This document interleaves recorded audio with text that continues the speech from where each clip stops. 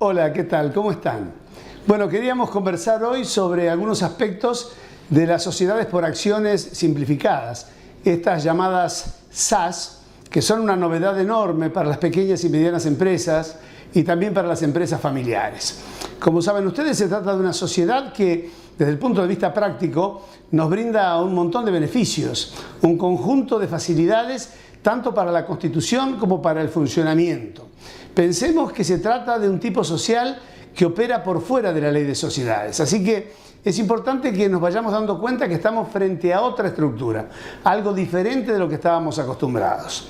Un concepto de una sociedad híbrida, donde vamos a poder tener el capital representado por acciones, pero sin embargo va a tener un carácter personalista muy fuerte, porque los socios van a responder con la misma limitación que lo hacen en las sociedades de responsabilidad limitada. Es decir, es como una suerte de sociedad de responsabilidad limitada, pero por acciones.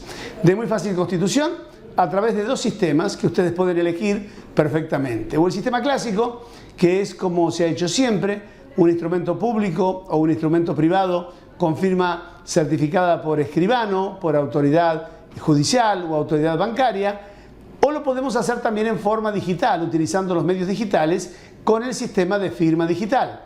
La ley permite los dos modos y las distintas jurisdicciones están reglamentando cómo se hace esto para poder llevarlo a cabo en la práctica, y sobre esto ya hay dos normas de la Inspección General de Justicia, la Resolución General 6 del 2017 y la Resolución General 8 del 2017, que modifica la 6, que dice cómo se hace esto. En ambos casos va a haber siempre un trámite digital, porque aunque nosotros tengamos la constitución por instrumento público o instrumento privado, para poder inscribir esta sociedad en el Registro Público de Comercio, vamos a tener que darle un formato digital y hacer toda la tramitación a través del sistema de trámites a distancia.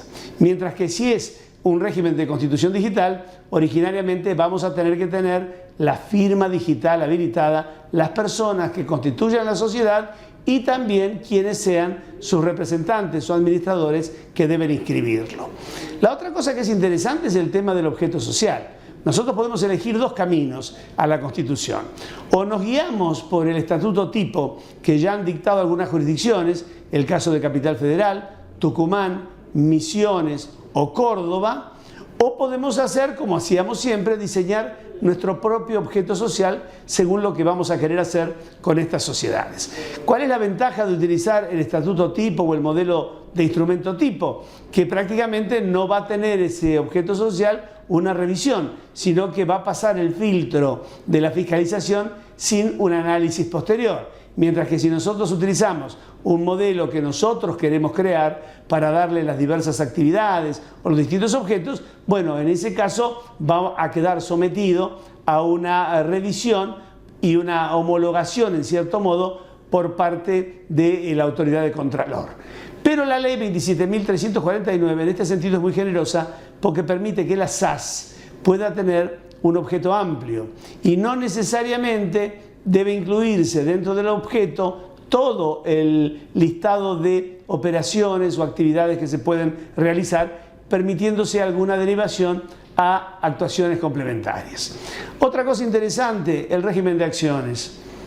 Nosotros vamos a tener una libertad para poder generar derechos sobre las acciones y para poner restricciones a la forma de circulación, si queremos mantener el elenco de socios original, si queremos en una empresa familiar que durante un periodo que no puede superar 10 años, las acciones no se puedan transferir, que estén prohibidas, y quedarnos manteniendo la cohesión de ese grupo inversor e innovador que usa la SAS, lo podemos hacer. Y esto es válido también en las sociedades unipersonales. Recordemos que la SAS nos va a permitir constituir una SAS unipersonal por una mera declaración de voluntad, sin tener que recurrir a ningún otro socio.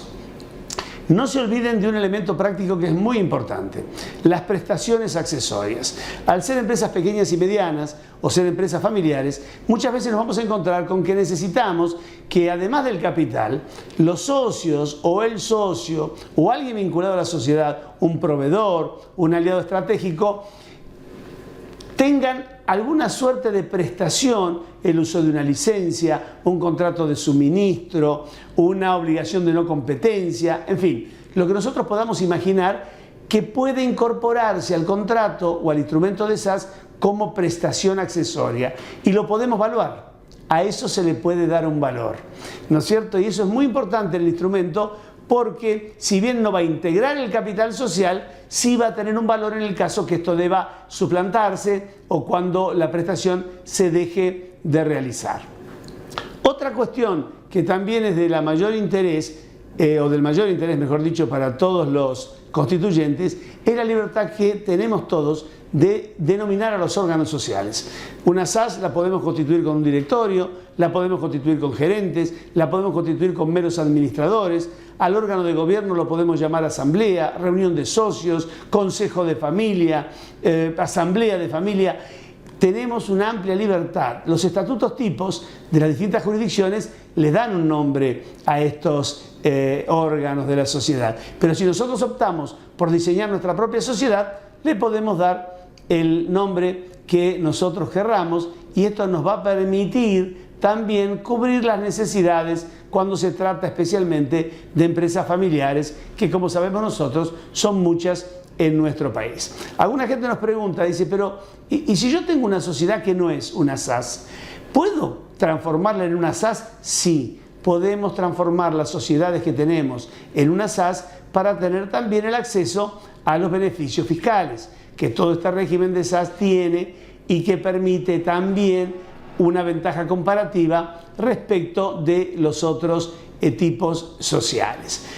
La otra cuestión que es bastante interesante es que podemos regular distribución de derechos cuando estamos frente a situaciones de aumento de capital. Saben ustedes que la prima de emisión, esto es especialmente para los contadores, juega mucho en un papel de aumento de capital, porque también tiene que ver con el impuesto a las ganancias, con lo que vaya a ocurrir el día que yo vendo las acciones y lo que tenga que tributar. Bueno, el instituto de la prima de emisión en la SAS es de una enorme libertad. Yo lo puedo utilizar en distintas categorías de acciones, puedo establecer primas diferenciales y puedo también señalar una serie de ventajas para los aportantes que están por fuera de lo que es el régimen general de la ley 19.550. Y por último, para recordarles hoy, y también esto es importante para los contadores, es que la SAS, recordemos, tiene un sistema muy permisivo en materia de aportes irrevocables a cuenta de futuros aumentos de capital. Y esto es muy práctico, porque ustedes saben que en el régimen general, en casi todas las jurisdicciones, las autoridades reglamentarias han dispuesto que los aportes irrevocables a cuenta de futuros aumentos de capital no puedan permanecer como tales en esa cuenta del patrimonio neto por más de 180 días. Y a los 180 días algo hay que hacer. Se capitaliza o si no se convierte en un pasivo que nos va a castigar nuestro balance. Pues bien, en la SAS podemos tenerlos dentro del patrimonio neto, estos aportes irrevocables, hasta por 24 meses. Esto nos da un margen de maniobra enorme para mantener un equilibrio patrimonial mientras desarrollamos el emprendimiento. Así que a estar muy atentos con estas novedades de este nuevo instrumento tan importante para la pequeña y mediana empresa y en especial para las empresas familiares, que realmente ha conformado un mecanismo revolucionario para todos los innovadores, todos los emprendedores y todos los pequeños y medianos empresarios. A través de otras entregas les haremos saber las novedades que se vayan presentando en este campo.